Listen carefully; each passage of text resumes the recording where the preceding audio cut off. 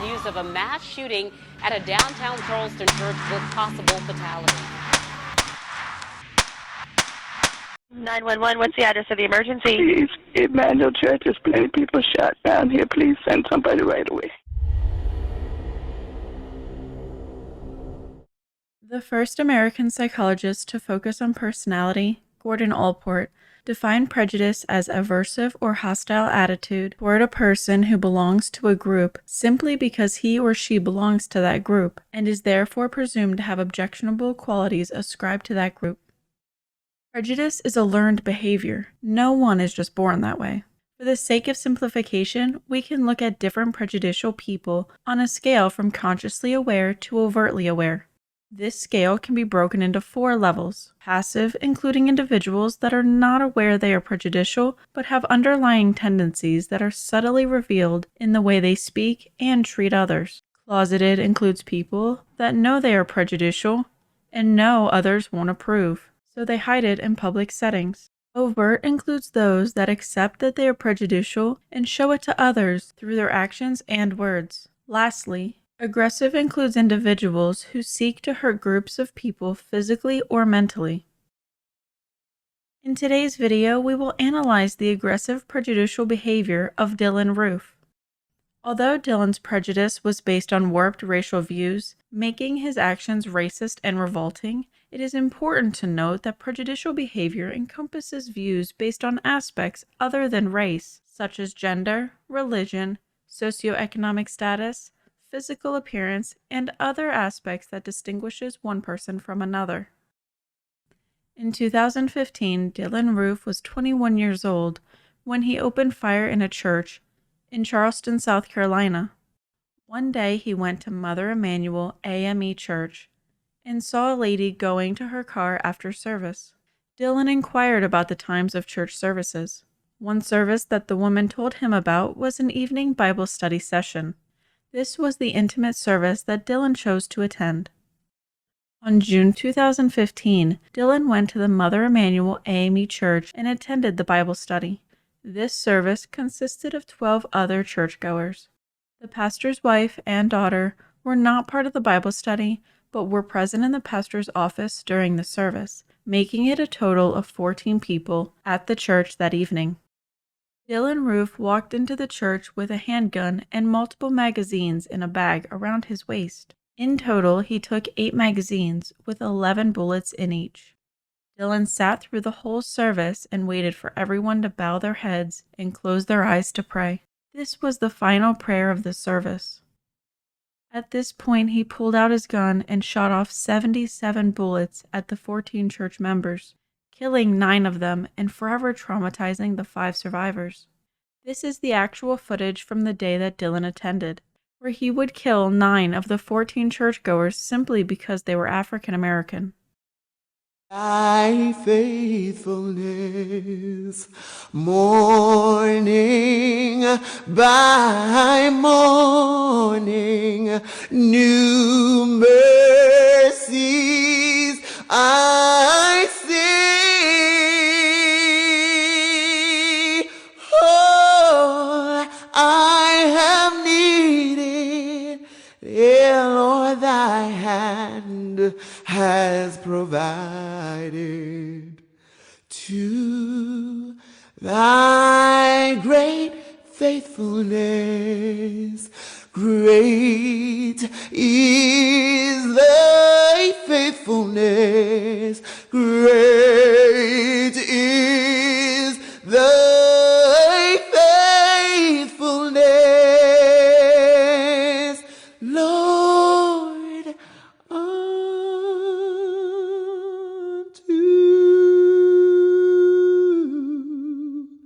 thee.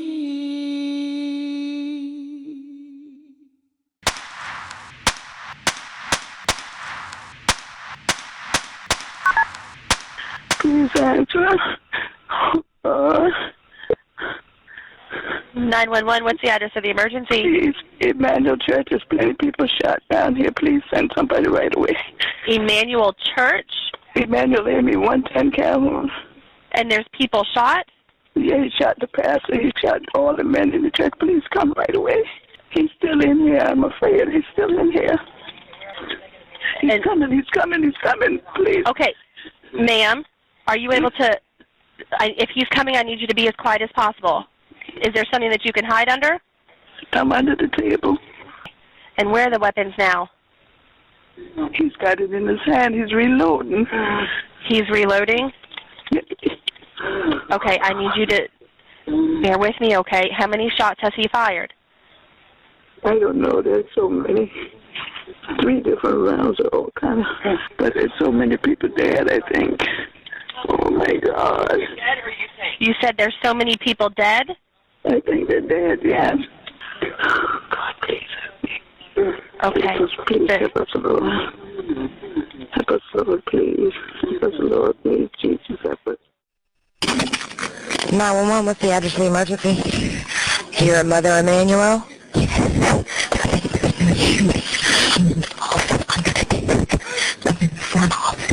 With my daughter. Thank you. There's people out there moaning?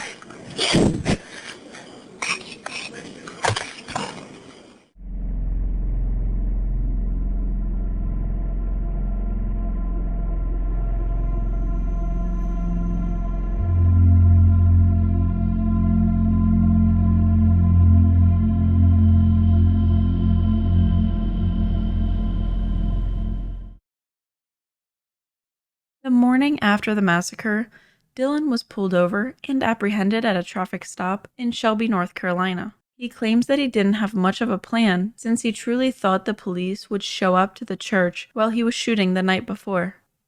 When they searched his car, they found a handgun, a burned American flag, a Confederate flag, a list of other predominantly black churches, and notes that he intended his parents to find since he thought he would die that night. During his confession, we will hear Dylann recount the moment he pulled out his gun and what took place when he walked out of the church. He expected the cops to be waiting for him outside, given the fact that he just shot his gun 77 times. Can you tell us about what happened last night?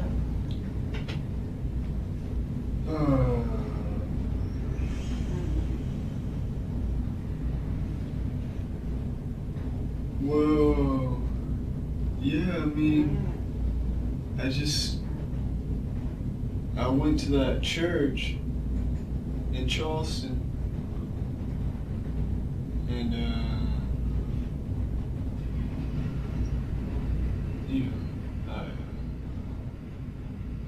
I did it. You did what? Well,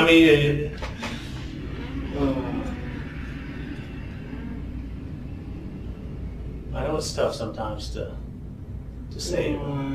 It's not that I don't want to say it because I don't want to make myself seem guilty. I just don't really like saying it. You know? But I know sometimes we have to face those things, the realities. You know. We don't want to put any words in your mouth. That's why. Right. That's why Agent Stansbury just was asking what it exactly is that you did do. Well, I killed him. Well, I guess. I mean, I don't really know. I don't know how many people or anything like that. So did you shoot him? Yes. See, it was sort of complicated because they were all like under the tables. You see what I'm saying? It's not like I was like going around shooting people that were already dead or anything like that. It's just when I shot a magazine, it's like I just went pop, pop, pop, pop, pop, pop, pop, pop. You see what I'm saying? Like at one person. You see what I'm saying? So when you started shooting, I guess you say you were so quick shooting, it was like maybe they didn't even see where it was coming from at first. Right, well, the first shots. And they all dove under the table. Right. Everybody knew it. Everybody did. Yeah. And then you went around the tables just shooting them. No, not exactly. You know, because there's some people that I didn't shoot. I think there's 2 people that I didn't even shoot at all. Like one woman was over here, and I didn't even shoot her at all. Because she was like looking at me and stuff. So you didn't shoot that one woman because she was looking at you. But I understand, it's hard to shoot somebody when they're looking at you, right? I mean, it is. It's hard to shoot somebody anyway. Right. But the other people, so were they shooting them in the back or just wherever they were, however they were? Right, just however they were laying, I guess. Well, to be honest, I was in absolute awe that there was nobody out there after I had shot that many bullets. I was like, oh my God, what are these cops doing? They're not even really doing their job. If you hear how many shots, I don't know how many shots that was. You know, what is it? 7 times 11, 77. You know, there's not even a cop outside. You know, so obviously when I walked out that door, you know, I peeked out the door. So I thought there was going to be somebody there ready to shoot me, you know what I'm saying? So, you know, that's really why I had the Glass magazine. Is not to shoot cops, it's so I could shoot myself. You see what I'm saying? When I saw a cop. So you had it. So if the law enforcement would have showed up, you were going to go ahead and just... Yeah, I wasn't going to ever shoot at a cop. I was going to shoot myself. The fact that Dylann waited for everyone to close their eyes shows that he was able to dehumanize them to a certain extent. When it came down to the actual act of killing, he found it to be more difficult to disassociate himself. The reality rarely lives up to the fantasy of such gruesome crimes. This is important because Dylann spared a woman's life because she looked him in the eyes and he could not bring himself to kill her. These were the 19 victims of the massacre: Cynthia Hurd, Susie Jackson, Ethel Lance, DePayne Middleton, Tywanza Sanders, Daniel Simmons Jr., Sharonda Singleton, Myra Thompson, and Clementa Pinckney, pastor of the church and senator of South Carolina. During Dylann's confession, the interrogators told him how many people he killed, and he was shocked that he killed so many. His reality was very different than actual reality, which can be applied to his extreme beliefs. Dylann believes his delusions that he has created in his mind as factual. So if I told you 9 people died last night, how would that make you feel? And I wouldn't believe you. It was 9. There wasn't even 9 people there. It was just a little bit over 9. But it's hard when you're looking at the tables to judge people. You said when you went in there, you said it could have been 6, 8. You really weren't certain. You know. Are you guys lying to me? No, we're not. 8 people were dead at the scene. 2 were rushed to the hospital. So I guess it was 10 people were shot. How do you feel? In all honesty. Well, it makes me feel bad. A lot of sources claim there were 3 survivors, but there were actually 5 survivors. The pastor's wife and daughter were in the back office while the Bible study was taking place. Felicia Sanders was one of the survivors that was in the same room as Dylann while he was shooting everyone. We will hear her recount her experience trying to protect her son, granddaughter, and aunt. I remember my son saying, "Mama, he shot me in the head."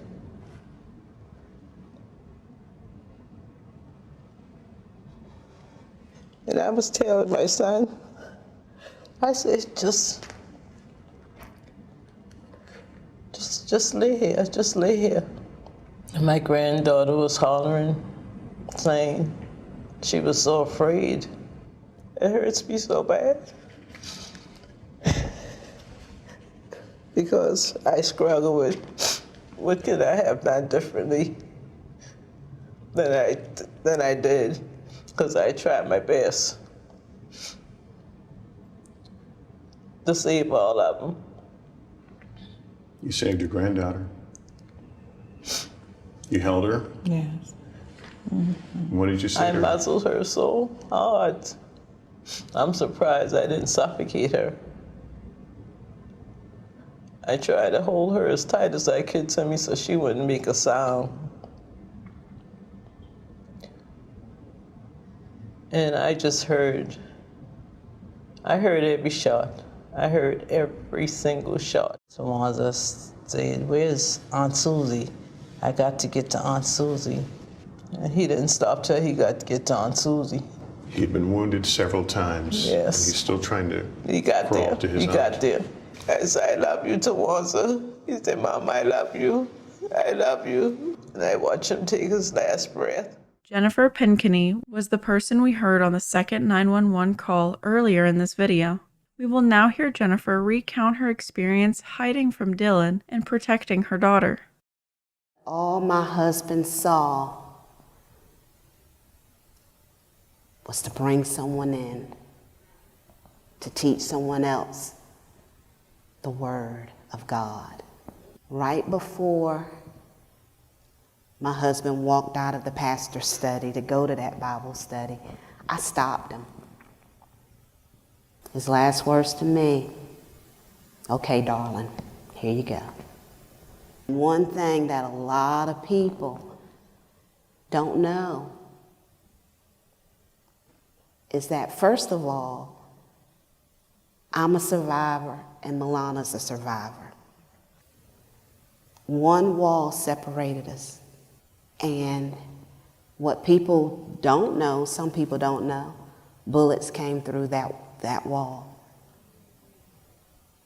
And another thing that people don't know is that before he left, talking about the shooter, he tried to get into that room. Psychological evaluations of Dylann Roof concluded that he may have autistic spectrum disorder, ASD. There were a few distinctive characteristics that led the psychologist to conclude this. According to the two founding fathers of what we defined autism as today, they say that a characteristic of ASD is an inappropriate reaction to situations. Everyone's experience with ASD is different, but the psychologists believe this explains Dylann's disconnect in what he is saying versus his reactions. We will notice that Dylann laughs as he speaks, which is an inappropriate reaction given the situation he is in and the heinous crimes he has committed. Later in this video, we will discuss other characteristics the psychologist observed. We will now hear from Polly Shepard, the woman on the first 911 call we heard in the beginning of this video. Dylann intentionally spared her and spoke directly to her that day. It may have been for the reasons that we will hear him explain, but it very well could have been his inability to disassociate himself fully since she looked him in the eyes. Again, when we hear Dylann speak, we will hear his inappropriate reaction to the situation. When he got to me, he could hear me praying, and he said, "Shut up. Did I shoot you yet?" And I said, "No." And he said, "I'm not going to. I'm going to leave you here to tell a story." Were you ready to die? I was ready. I said, "Lord, well, if this is the way I'm supposed to go, this is the way I'll go." Do you remember telling that lady, "I'm going to let you live so you can tell my story"? Or something Yeah, like that? I don't remember saying that, but there's really no story. What did she say to you when you said that? I don't think she said anything. Dylann had been planning this massacre for some time. He visited the Mother Emanuel Church several times the year prior and in early 2015. He purchased the handgun used a month after his 21st birthday and a couple boxes of ammo over time. The gun was apparently his 21st birthday gift. Dylann practiced shooting with his new gun in his backyard. He even made sure to buy a laser for the gun to help with his aiming. Dylann had extreme prejudicial views that he kept to himself in his personal life. He recognized that people in his personal life would not agree with his thoughts about others. However, he did create a website called thelastRhodesian.com. This is where he freely posted his beliefs about the world. During his confession, we will hear him change answers based on the disapproving manner of the interrogators, showing that he struggled to validate his own actions. During Dylann's confession, the detectives utilized a good cop, bad cop approach. As we will see, the detective sitting across from Dylann will play bad cop and will speak with a firm and direct tone. He will claim to not know anything about racist symbols or mentalities. On the other hand, the man sitting next to Dylann will play the good cop and will sound less confident when speaking, shown by his stuttering. Dylann will be under the impression that the good cop knows more about racist views and ideals, and he will occasionally feel understood by the good cop. This dynamic is important in order to obtain the necessary information from Dylann, and we will see Dylann's contrasting behavior when speaking to each detective. Before we get into the main portion of his confession, let's look at a clear example of Dylann changing his story when confronted directly by the detective playing bad cop. This will give us a reference of what to look out for throughout the interrogation. In this example, Dylan is asked about a few movies that he had downloaded and that were about skinheads and other prejudicial themes. He first states that the movie is great and then changes his response when questioned further about his beliefs. He knows the detective is extremely disapproving of his thoughts. What about American History X? You ever seen that movie? Yeah, I've seen it. What are your thoughts on that movie? That's an okay movie, but, it's got an anti-white ending, you know what I'm saying? The only reason I think it's funny because that's a good movie, but at the end of the movie, the only reason they give for you not to be a skinhead is because it's bad to go around with so much hate in your heart. That's literally the reason they give, and that's the only counter reason they have. Right. So in the movie, when Edward Norton's character went to prison and changed his ways and saw that people are, everybody's kind of the same on the inside, no matter what their skin is on the outside, and everybody has the same struggles that they just may not, I don't know what a black man's struggle is, just like he really doesn't know what my struggle is. We all have our own things we go through in life, so in that movie, that's the whole point, right? So you're saying the way it turned out when Edward Norton comes out and he now realized he was wrong, you're saying he should have come out and realized he wasn't wrong. Of course. Right? That he should have... There was no, it's just a movie. Yeah, it is. Right, but there's a lot of symbolism behind movies. Like in the beginning of the movie, it shows... in the beginning of the movie, the first part of that movie is great. It's good. Why is that great? Because, it shows him being,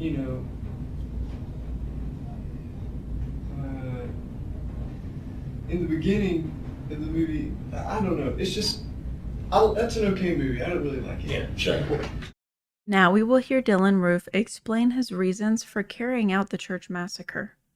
He will discuss the reasons he chose that church and the message he wanted to send.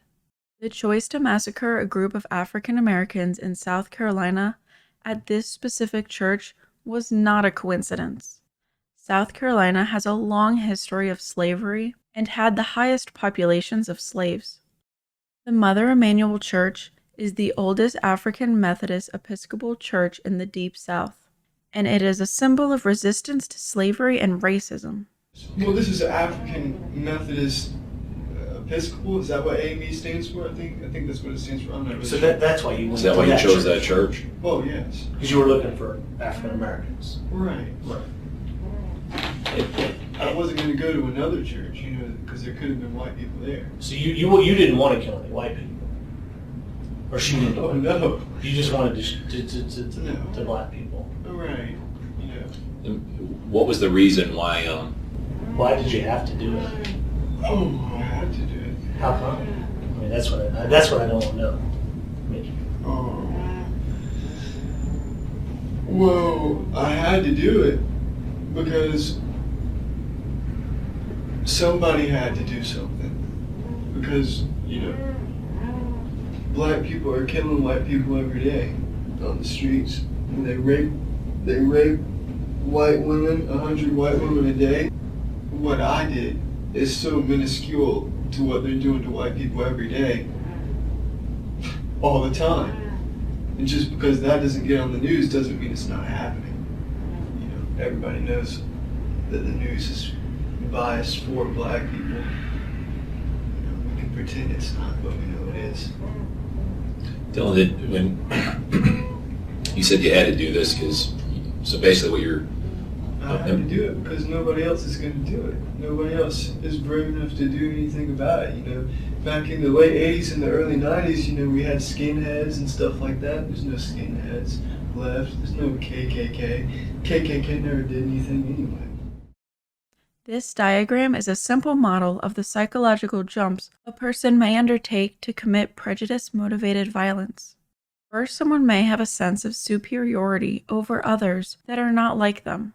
This superiority then leads to dehumanizing the different groups of people that are viewed as dissimilar. Dehumanizing is viewing people as less evolved and less than human.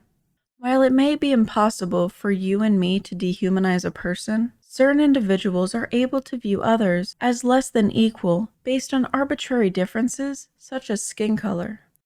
Dehumanization allows the person to disassociate themselves from the groups of people they show hatred towards.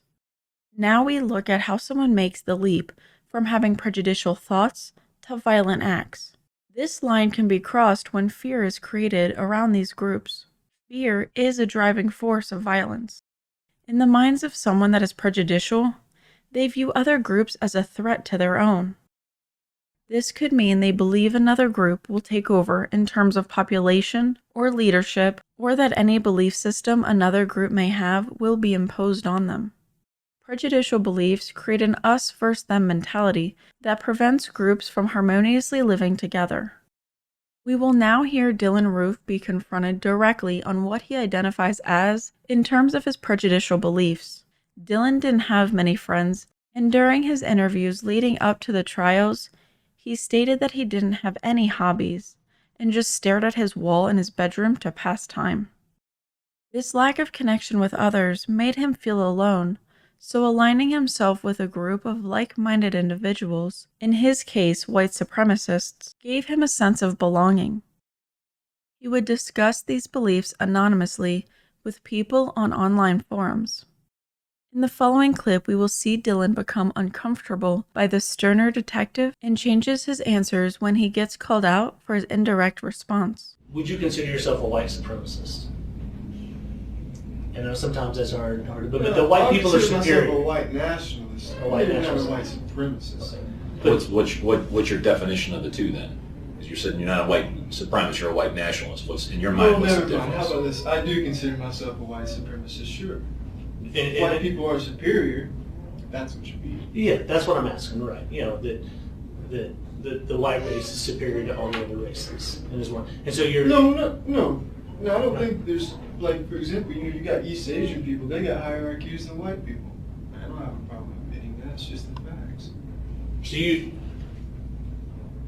So as a white supremacist, it's only to certain races. Right. Well, look, white people are superior to blacks or Hispanics. Then you got white Hispanics. Oh. So, Yeah. Or Indians. Arabs. Southeast Asians.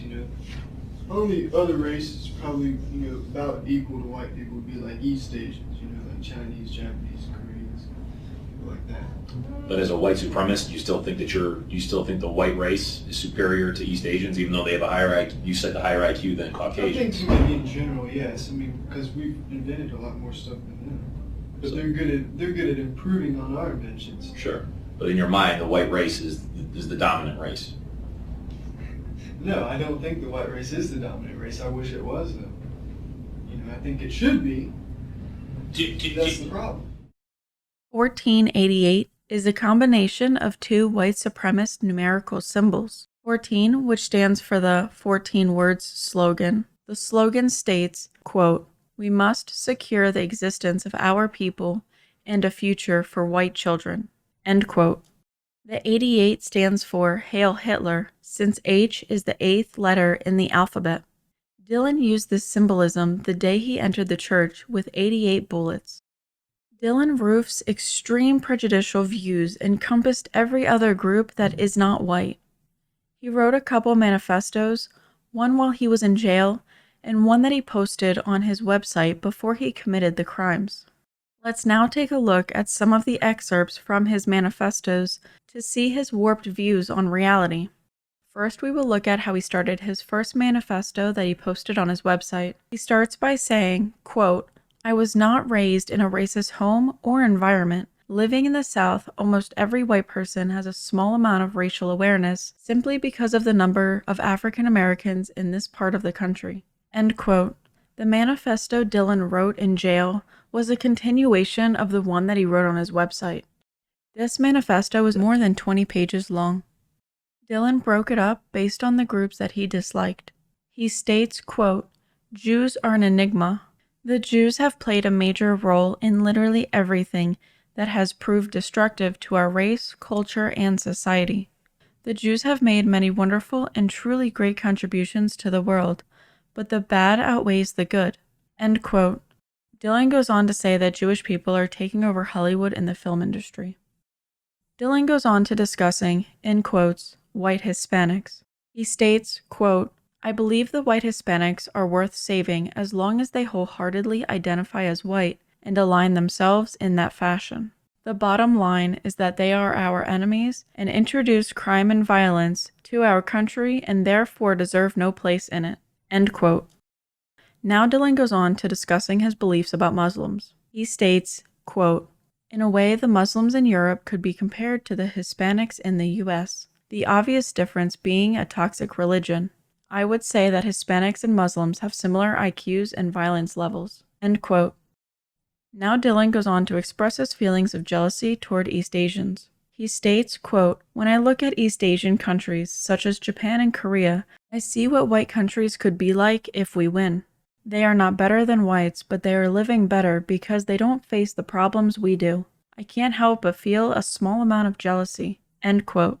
Dylann continues with a section labeled homosexuality. He states, quote, "I don't believe homosexuality exists. I think it is nothing more than a sick fetish. It is obvious that they can perform like a normal man, but that isn't their preference. In the very least, homosexuality should be reinstated as a mental illness, and a severe one at that. I will not lower myself to even comment on transgenderism." End quote.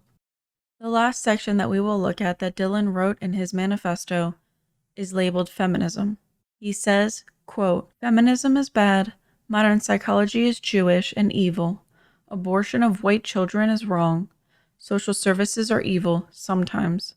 I would have liked to adopt a white child if I had the means. My race is my nation. My only nation is my race."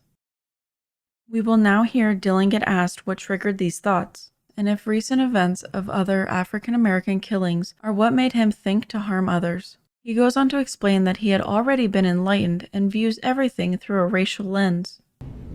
Was there anything that happened that long ago? Or was like a movie or something you read or that said, hey, you know what? No, it's just an accumulation. I mean,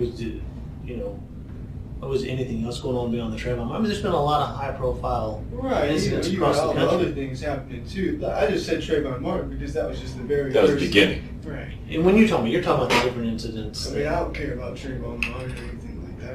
That's just what made me start. What are some of the other things that have happened since then that got your attention, I guess?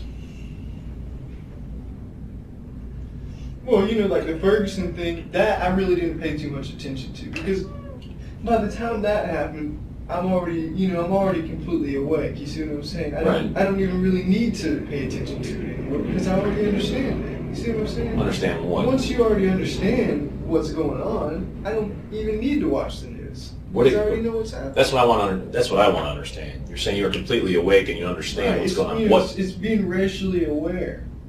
That's a real thing. Racially aware of what? Racially aware in itself. That's where you view everything that happens, ever, through a racial lens. And that's what you do? Yes, you have to view everything through a racial lens, everything that happens, because that's how black people think. Black people, from the day they're born, are racially aware, but white people aren't, because we're brainwashed not to be. Dylann will now explain what his hopes are for the future and the response he would like to see from his actions. This will be the final segment of the interrogation that shows his racial beliefs and how extreme they are. I already did what I did. I can't say what happens now. I don't know. So do you hope other people emulate you and go forward? No, I mean, and that's I wouldn't say that. Would you want that? Was that in your thought process? If I do this and I'm successful, then other people might get the courage to do it too. I wouldn't know. I don't think that was in my thought process at all. I was never thinking, if I go shoot people, other people were going to go shoot people. No, not at all. I think more, if I go shoot people, then it'll just cause more agitation. That's what you thought. It would cause more agitation. So your deal, is it like if we agitate race relations and make it worse? Right. So that was ultimately your goal was to make race relations worse, right? Right. I mean, I guess that's one of my goals. I don't know. What does that accomplish by making it worse? Well, it causes friction, and then it could lead to a race war. But like I said, So are you hoping that you're hoping that white people will rise up and become aware through what you did? Yes, and that doesn't mean that I want white people to rise up and kill all. No, but you want them to be aware. I just want them to do something, for themselves, to But stop what's happening to them, and they don't even know what's happening to them. I mean, and I think that if you're saying your goal is to agitate, I mean, I guess it is, but how are we going to get things? So, you really don't want them to get better. You don't want people to start saying, you know what, maybe But they won't get better unless it's agitated. There's no way. It's not possible. It doesn't work. But in your view, it only gets better if black people become second-class citizens, right? I mean, really, right? I mean, come on. I mean, because somebody has to either, in your world or your mind, either white people are going to become the second-class citizens. But We are the second-class citizens. That's the problem. We already are the second-class citizens. That's the problem. So you want us on equal level, or do you want us superior? No, I'd say I'm more superior. Okay. You know what? You understand what I'm saying? I'm not delusional. I don't think, that something like what I've done could start like a race war or anything like that, But I mean, would you like that? I mean, would that help? Yeah, well, a race war would be pretty terrible, Yeah. People dying all the time. Yeah. Yeah, it would. But, I'd rather just,